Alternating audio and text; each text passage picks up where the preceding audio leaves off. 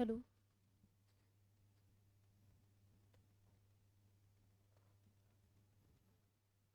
नमस्कार, राधे राधे। चलिए, क्या है आज का मोटिवेशन?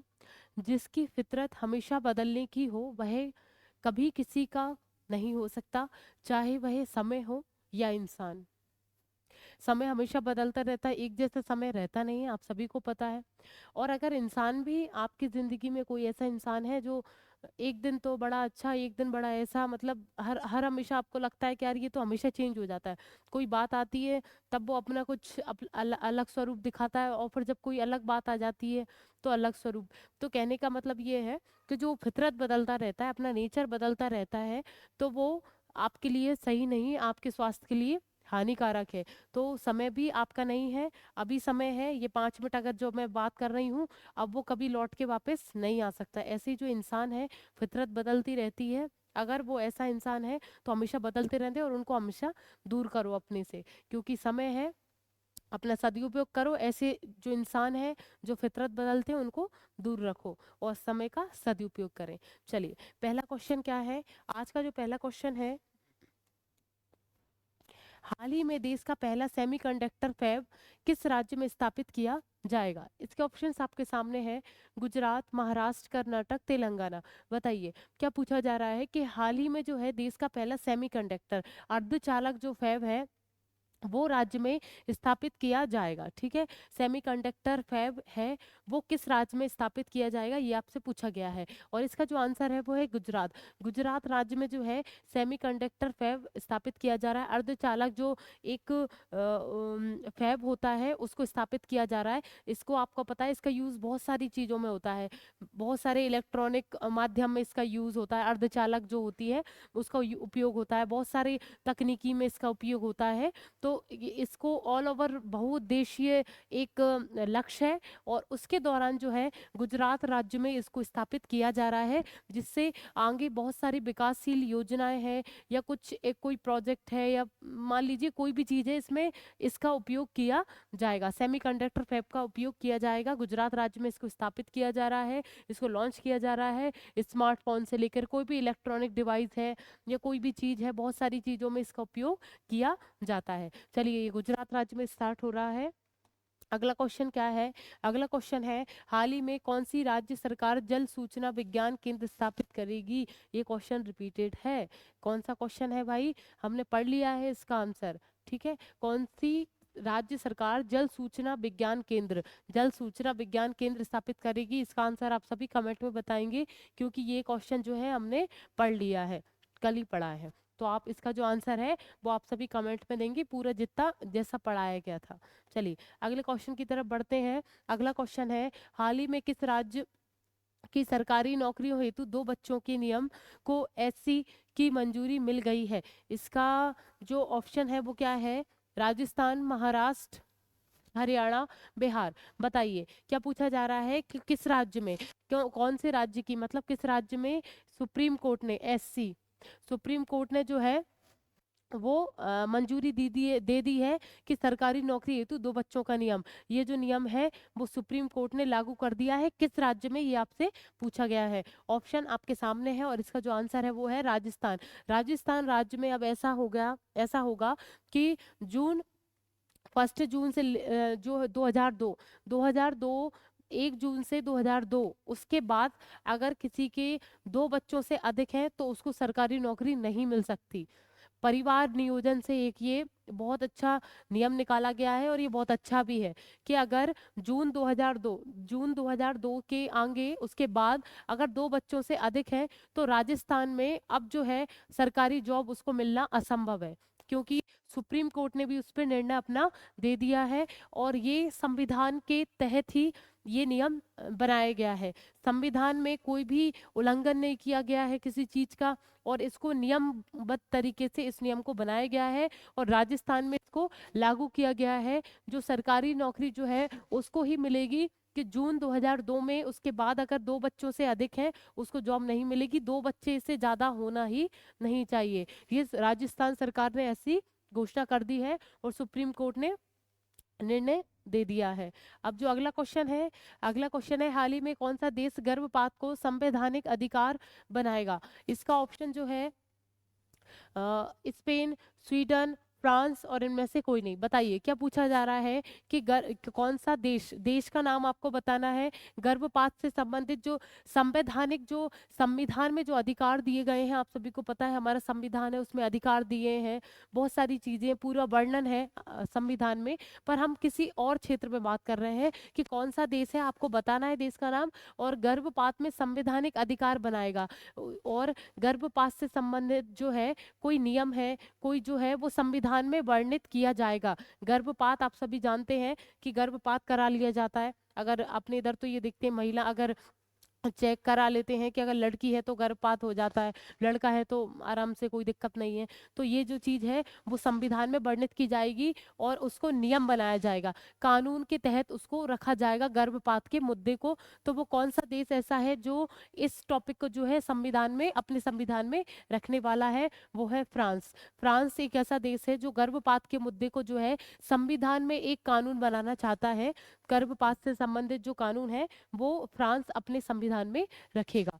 चलिए, पांचवा क्वेश्चन है, हाल ही में किस राज्य में पर्यावरणीय ऊर्जा पार्क विकसित करने के लिए एनटीपीसी ऊर्जा ग्रीन लिमिटेड और महाजेनेको की भागीदारी है? इसके ऑप्शंस आपके सामने हैं, महाराष्ट्र, केरल, कर्नाटक, उड़ीसा। क्या पूछा गया, हाल ही में किस राज्य में, ये आपको राज्य का आंसर बताना है, कौन सा राज्य है। पर्यावरणीय ऊर्जा पार्क विकसित, क्या है भैया, पर्यावरणीय ऊर्जा जो पार्क विकसित करने के लिए उद्देश्य इनका क्या है? पर्यावरणीय जो ऊर्जा है, हरित ऊर्जा जो है, उसमें जो है प्रदूषण कम हो, हम ऐसी ऊर्जा का उपयोग कर सकें, नवीनीकरण ऊर्जा से हम लेके कोई भी ऊर्जा ऐसी उपयोग कर सकें जिससे जो है हमें प्रदूषण का सामना ना करना पड़े। ऊर्जा हम उपयोग करें पर बहुत कम प्रदूषण से, कोई भी ऊर्जा अगर उपयोग हो रही है तो उसका प्रदूषण जो है वो बहुत कम हो। तो पर्यावरणीय ऊर्जा पार्क विकसित करने के लिए जो है NTPC, national thermal power plant, क्या है, नेशनल थर्मल पावर प्लांट जो है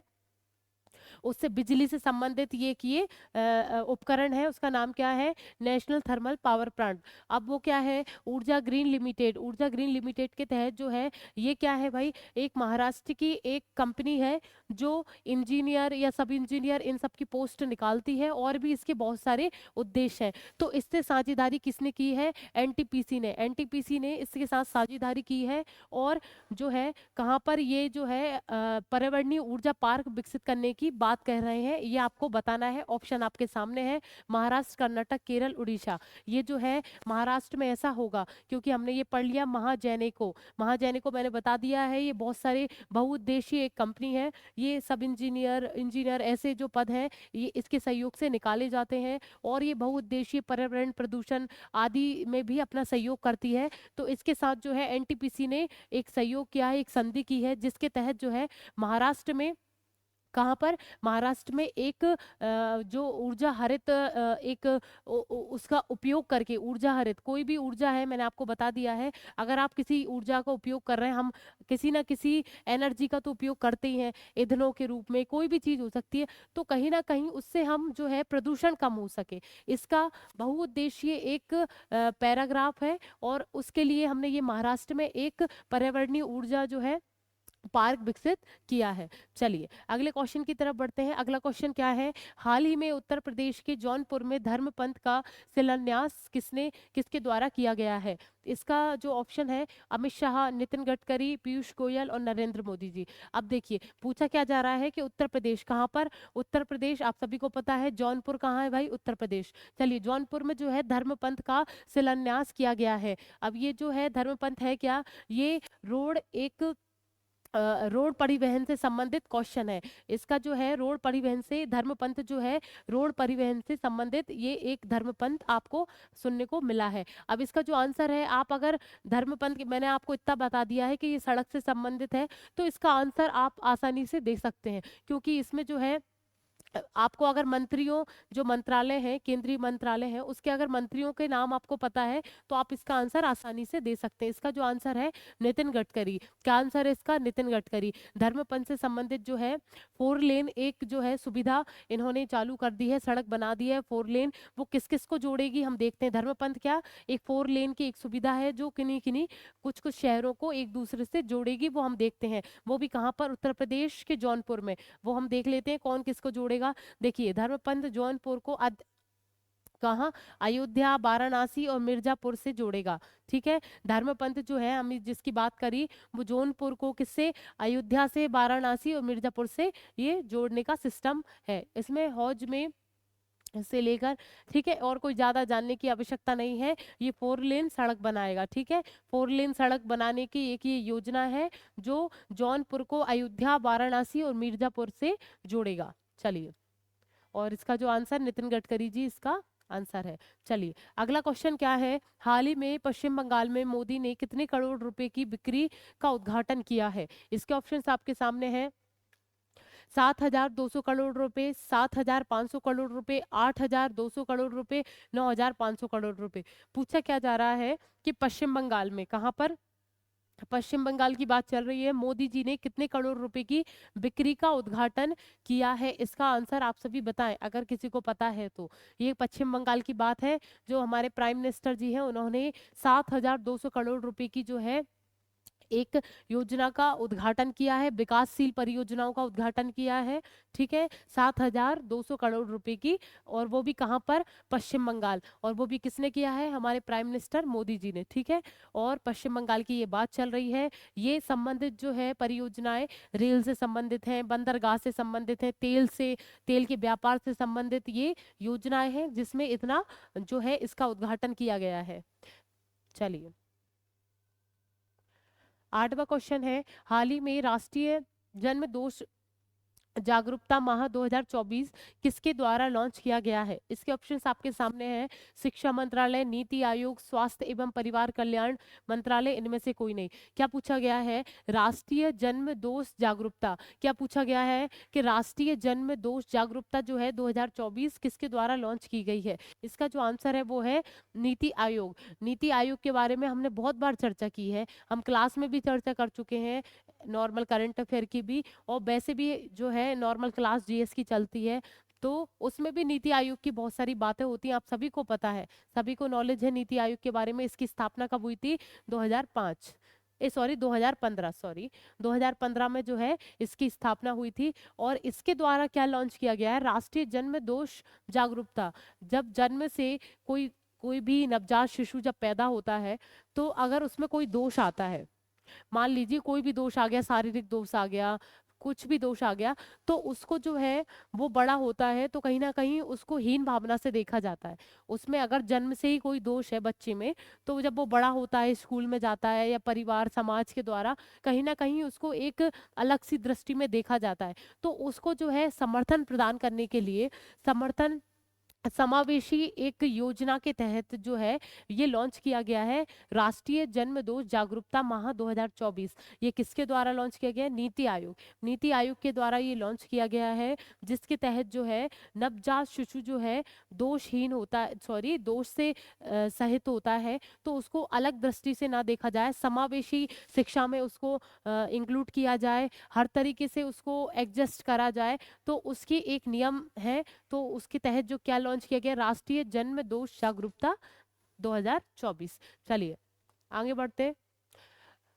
हाल ही में किस बैंक ने smart choice gold loan launch किया है? इसके ऑप्शंस आपके सामने हैं। BOB, PNB, yes bank, Kotak bank. क्या पूछा गया है? किस बैंक ने स्मार्ट चॉइस गोल्ड लोन, कौन सा लोन है भाई? स्मार्ट चॉइस गोल्ड लोन जो है वो लॉन्च किया है, वो भी किसने किया है? कोटक बैंक। किसने? कोटक महिंद्रा बैंक जो है उसने ये लॉन्च किया है।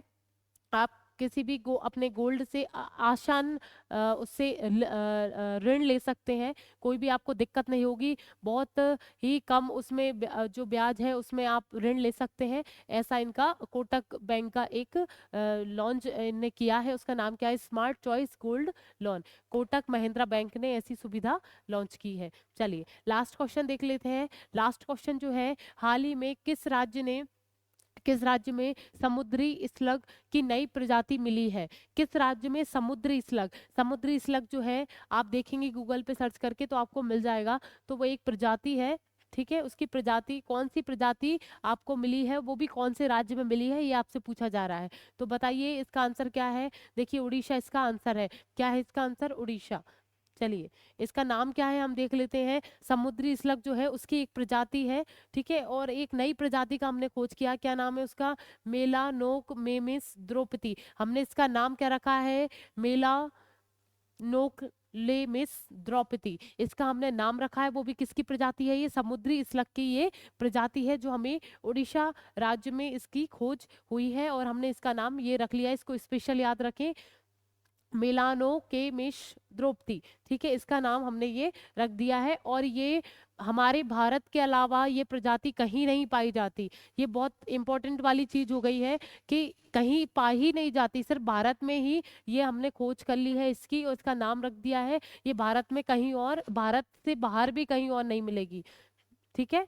कहीं और, ये भारत की पहली और पूरी दुनिया की पहली ये प्रजाति है। ये भारत के अलावा कहीं और देखने को नहीं मिलेगी। चलिए, जो उड़ीसा राज्य से हमने खोजी है, चलिए ये लास्ट था। और जो कल का जो हमने क्विज था उसका आंसर मैं आपको बताती हूँ। जो बेल्ट एंड रोड जो है हमने बताया था, चीन की जो बात है, चीन से संबंधित है। तो इसमें जो है किसको हटा दिया है, किससे, कौन सा देश जो है इसमें हट गया है? इसका जो आंसर है इटली। इटली देश जो है बेल्ट एंड रोड जो है उससे हट चुका है। आप सभी को मैंने बता दिया था कि जो एशिया है और अफ्रीका, यूरोप, इनसे जोड़ने का एक ये बेल्ट एंड, ये चीन की तरफ से ये था बेल्ट एंड रोड में। इसके बारे में बात हो चुकी है बहुत बार, तो आपको ये चीजें पता होंगी। इससे जो है इटली हट चुकी है। कल का क्वेश्चन था और इसका आंसर इटली है। चलिए, लास्ट क्या है? अब क्विज है, आज का क्विज है, देखो सॉरी, खेलो इंडिया पैरा गेम्स 2023 के शुभंकर का नाम क्या है? क्या पूछा गया है? खेलो इंडिया पैरा गेम्स 2023 के शुभंकर का नाम क्या है? ये आप सभी कमेंट में आंसर देंगे इसका। चलिए, ठीक है, इसी के साथ अब मैं कल मिलती हूँ। राधे राधे।